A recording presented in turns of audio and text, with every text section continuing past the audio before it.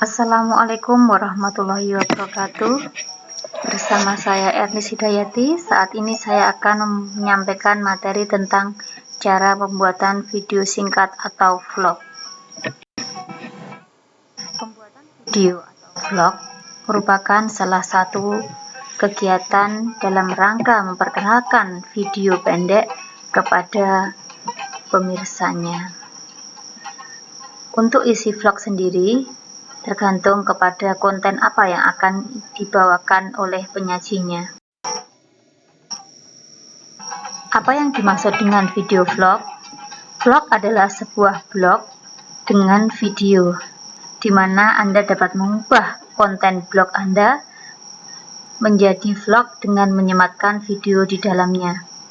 Tetapi saat ini, video vlog lebih banyak menggunakan postingan yang diunggah melalui sosial media maupun aplikasi penyaji media yang lain.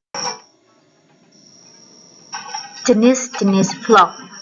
Yang pertama adalah talking head. Vlog yang berisi satu orang yang berbicara di depan kamera, menampilkan kepala hingga setengah tubuh.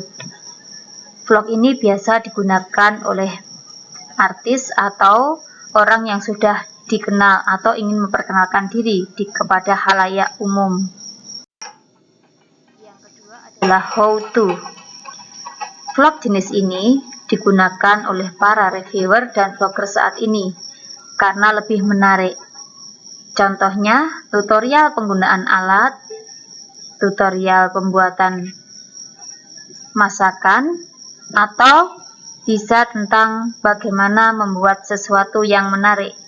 Karena vlog ini lebih banyak dibutuhkan masyarakat secara umum. Yang ketiga adalah reality. Vlog ini biasanya digunakan untuk Anda yang hobi traveling.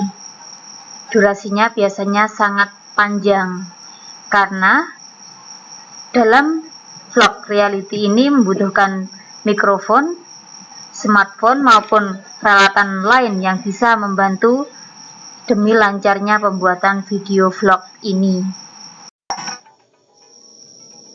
Itu tadi 3 jenis vlog. Nah, sekarang kita akan belajar bagaimana trik singkat cara membuat vlog itu sendiri. Memang membuat video vlog itu tidak semudah yang dibayangkan, karena besarnya biaya untuk membuat vlog tergantung apa yang akan disajikan. Semakin banyak biaya, hasilnya belum tentu semakin bagus. Semakin sedikit biaya juga belum tentu bagus. Jadi bagaimana pandai-pandainya kita mengolah sebuah video menjadi vlog yang menarik untuk disajikan nantinya. Peralatan yang dibutuhkan sebelum kita membuat vlog adalah kamera. Kamera merupakan peralatan utama, karena kamera merupakan kunci keberhasilan dari sebuah vlog, karena yang diambil adalah video.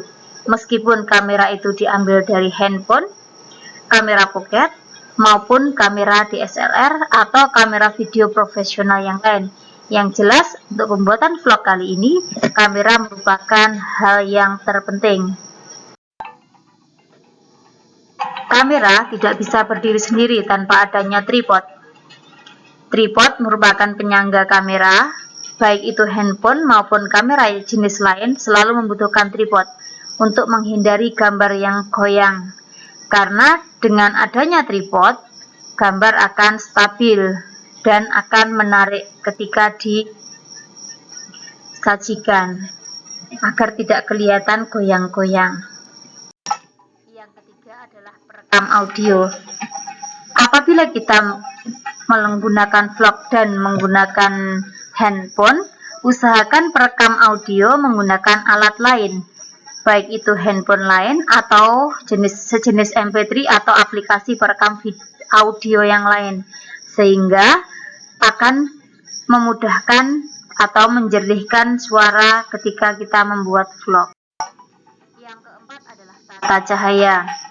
Cahaya merupakan faktor terpenting ketika kita mengambil gambar, karena tanpa adanya cahaya akan terlihat gelap, sehingga Kita berusaha menggunakan cahaya alami yang berasal dari sinar matahari, jadi vlog dilakukan siang hari atau sore, di mana kita bisa memanfaatkan cahaya yang ada. Jika terpaksa menggunakan lampu, pilihlah lampu yang sesuai dengan suasana yang ada di ruangan tersebut. Jangan menggunakan lampu yang sifatnya bisa memantulkan cahaya. Nanti gambar yang kita hasilkan jadinya flare atau putih. Yang kelima, pemilihan bahasa. Ketika kita memilih bahasa yang bisa dimengerti oleh orang yang melihat vlog kita, akan lebih mudah dikenal. Karena pemilihan bahasa yang terpenting, kalau misalkan kita tinggal di Indonesia, berarti kita harus memilih bahasa Indonesia. Seandainya menggunakan bahasa daerah atau bahasa Inggris, harus kita translate sesuai dengan daerah di mana kita menyasar siapa yang akan menonton video vlog kita. Selanjutnya adalah teknik pengambilan gambar. Ketika kita menggunakan handphone, usahakan bentuknya landscape atau horizontal. Karena ketika kita menggunakan gambar portrait, hasilnya akan terpotong atau hitam sebagian ketika diedit dalam editing video. Selanjutnya, gunakan software editing video. Apapun jenisnya, ketika software video itu kita gunakan, maka akan menghasilkan video yang menyatu atau berkesinambungan, karena bisa diberikan efek-efek tambahan dengan aplikasi yang dimiliki oleh editing video tersebut. Selanjutnya, pemilihan setting tempat itu sangat penting. Suatu contoh, ketika kita memilih vlog tentang membuat suatu masakan, kita memilih dapur atau tempat yang bisa digunakan untuk membuat masakan, atau di luar misalkan meja ditata dengan kompor, mixer, dan sebagainya yang sekiranya menarik untuk disajikan dalam pembuatan vlog kita. Nah, itu tadi beberapa hal yang perlu kita perhatikan ketika kita membuat vlog.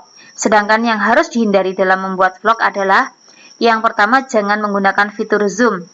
Zoom diperbolehkan, tetapi kalau bisa dihindari, karena zoom akan membuat orang yang melihat mengikuti arah gerakan kamera kita, bisa maju, mundur, depan, belakang, dan apabila terlalu cepat itu membuat mata menjadi sakit. Yang kedua, jangan membelakangi cahaya. Cahaya yang kuat dari belakang akan menimbulkan gambar siluet, sehingga hasilnya kurang maksimal. Yang ketiga, jangan mengganggu ketertiban umum. Ketika di situ diberi aturan dilarang mengambil gambar atau video, jangan memaksa untuk mengambil gambar di tempat tersebut. Itu akan mengganggu kepentingan umum dan bisa bermasalah pada akhirnya. Yang selanjutnya, jangan memilih tempat kontroversial. Misalkan ketika memilih vlog reality, mengambil tempat yang berkonflik, padahal mereka tidak ingin diekspos lewat media atau lewat akun sosial atau apapun. Jangan melakukan hal itu, karena bisa mengakibatkan masalah buat kita sendiri sebagai vlogger ataupun kepada orang-orang yang ada di sekitar kita. Itu tadi beberapa hal singkat ketika kita akan membuat vlog. Untuk lebih jelasnya, bisa mencoba membuat vlog terbaik Anda, dan usahakan vlog adalah sesuatu yang menunjukkan citra diri Anda sebagai seorang generasi milenial atau generasi muda yang bisa menyajikan informasi singkat dan padat kepada semua orang yang ada di dunia ini. Terima kasih, selamat mencoba. Dari saya akhiri. Assalamualaikum warahmatullahi wabarakatuh.